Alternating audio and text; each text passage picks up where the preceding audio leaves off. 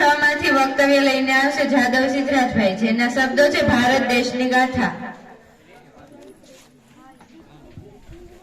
નમસ્કાર, માનનીય આચાર્ય શ્રી ગુરુજનો, ગામમાંથી પધારેલા અતિથિ તથા મારી સાથે અભ્યાસ કરતા વહાલા વિદ્યાર્થી મિત્રો, ભાઈઓ तथा बहनों, मैं जादव सिद्धराज भारत देश की गाथा द्वारा मैं किस भारत से आता हूँ उसके बारे में कुछ कहना चाहता हूँ, तो आप सब लोग ध्यान से सुनिए, ऐसी मेरी नम्र विनंती।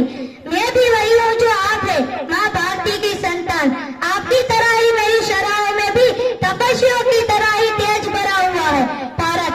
मैं उस भारत से आता हूँ जिसके होठों पर गंगा और हाथों में तिरंगा है। मैं उस भारत से आता हूँ जिसके कदमों में समुंदर और माथे पर हिमालय है। वो भारत कभी सत्यम शिवम सुंदरम, कभी वंदे मातरम और कभी पंजाब सिंध गुजरात मराठा द्रविड़ उत्कल गंगा है। मैं उस भारत से आता हूँ जो 7 समुंदर पार परदेशियों को भी सिस्टर एंड ब्रदर्स कह के बुलाता है। मैं उस भारत से आता हूँ जिसने विश्व को हितोपदेश और कर्मयोग सिखाया है, लेकिन खुद कभी अपना पराया नहीं सीख पाया है।